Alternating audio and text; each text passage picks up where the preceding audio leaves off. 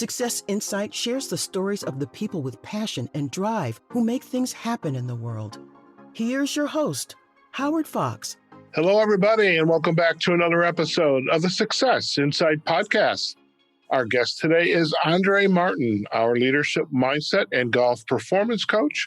And Andrée is joining us again to chat about the 10 tips to ensure success and keep you on course. Now, before we pick up on those tips, just a reminder to just kind of get to know Andrée and really what makes her the perfect partner here on this series of Mindset Monday is Andrée is bringing her passion for golf. And, she is a LPGA Class A life member. She's been playing golf for a while, and she is a nationally recognized top 50 golf teacher and expert and a member of the Maine Golf Hall of Fame. And recognizing golf's value as a business tool in today's competitive marketplace, Andrée works with individuals, groups, corporate, or organizational clients to create educational and team-building programs that enhance the professional success of aspiring executives. Andrée, welcome back to the Success Insight podcast. Thank you, Howard. It's always good to be back. Fantastic. And, I have to say, I really enjoyed our last Mindset Monday. You introduced us to the 10 tips to ensure success and keep us on course. And I know we talked about those first 5. In this episode, we're going to go through 6 to 10. But if you could, just give us a little bit of a reminder of what the first 5 tips were. Certainly. So the first tip was have a clear vision, what you aspire to do, dreaming big. State your purpose is number 2. Your purpose guides you. 3, have a defined audience and know your client. Number 4, know their needs. And it's not just that. You want to listen and take in what they want and deliver what they need. And then number 5, offer them solutions to those specific needs they have. And we close by talking about how important it is about finding what gets them to the greatest impact. And that is so critical in both business and in golf. Impact position is everything for creating consistency and long shots, solid contact, direction. It covers everything for performance. Obviously, with the mental strength, you can get that done every single time.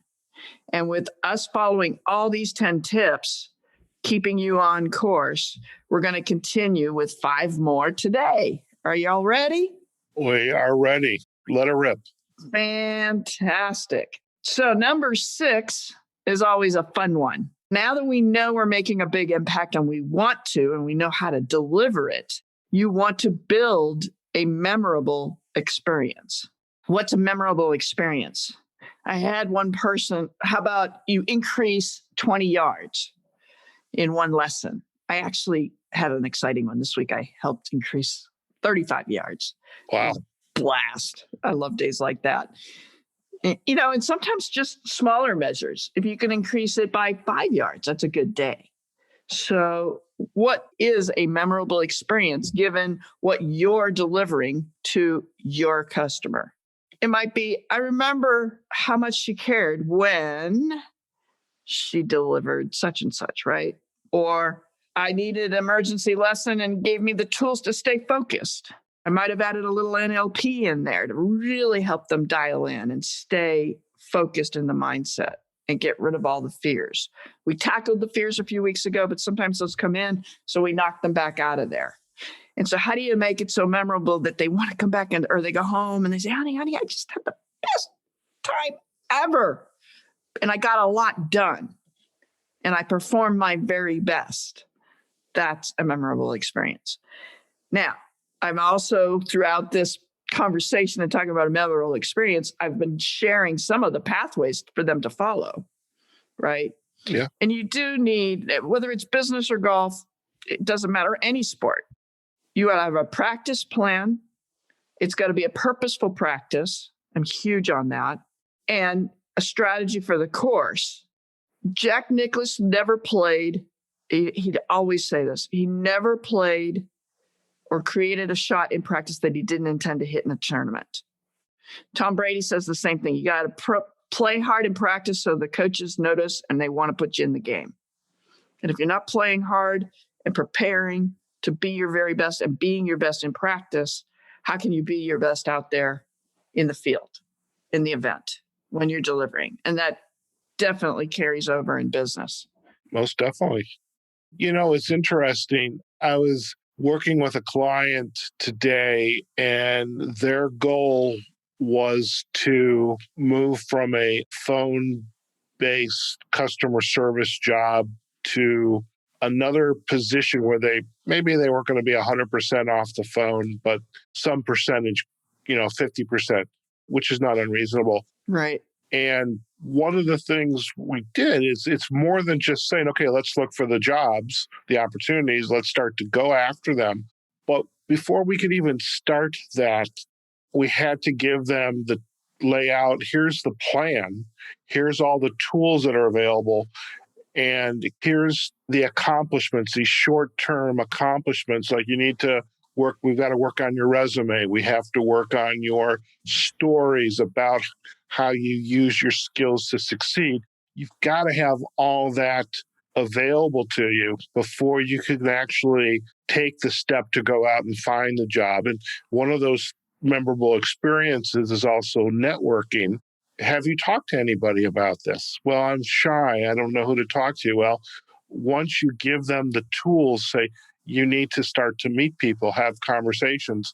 What was once a insurmountable fear of vulnerability, of this is what I'm interested in. Now they come back after having experienced this, leading in to have a conversation, to have what we call informational interviews, to talk about potential positions with somebody who's doing the work. You create that experience in their mind that, oh, I can do this. Yes. And it also helps them take ownership because I'm not the one that's going to get them a job. They've got to do it. They've got to lay the groundwork in order to achieve that. But you're helping with that pathway, laying the groundwork, and it's actually giving them the confidence and the passion and the desire with now the tools to get there. Right. So that they can take responsibility for themselves. Now we're going into conversion. Number 8. What are you wanting to sell? You just gave an example. They're wanting to build up within the company. They're moving up in their role, right? And for me, I want to help my client. Well, what type of client do I have? Am I selling golf clubs or am I teaching specific lessons? Is it a cocktail hour for a corporate group or is it Mr. and Mrs. Smith getting ready to play in the couples tournament this weekend? And how am I going to get them prepared? Just like how am I going to get this corporate group prepared? So each one of them has a conversion where we're creating these steps and pathways so that it ensures their success. And when we do that, number 9 is elevating their success. In golf, it's elevating their success in tournament play, perhaps, or weekly play, lowering scores. In business, it's in your community, right? Right. And how do you create the results where they're saying, oh man, that's the best result ever. I can't wait to do the next step. And they keep coming back to you for more.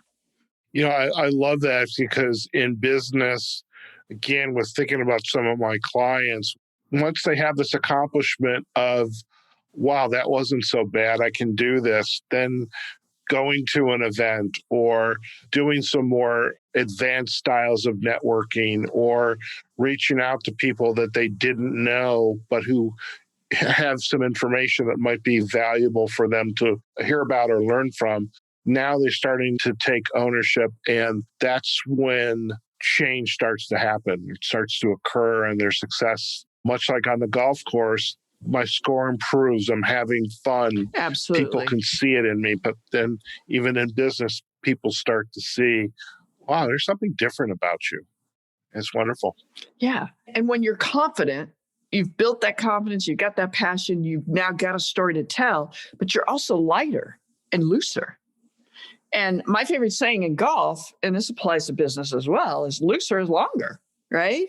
And you're just dialed in and much more focused. And when you trust, you can do. Love it. Number 10, is measure and modify. We've got all this success, the pathways laid out, we've converted, we're elevating success. Now, how are we measuring that success so we can keep it going and repeat? That's saying rinse and repeat, right? Rinse what's good, assess what didn't work, and get back on track and keep going for the gold. That also ties back into our SMART goals that we did in week 1, where it's simple and measurable, it's achievable, realistic, timed, and you're getting better at this result.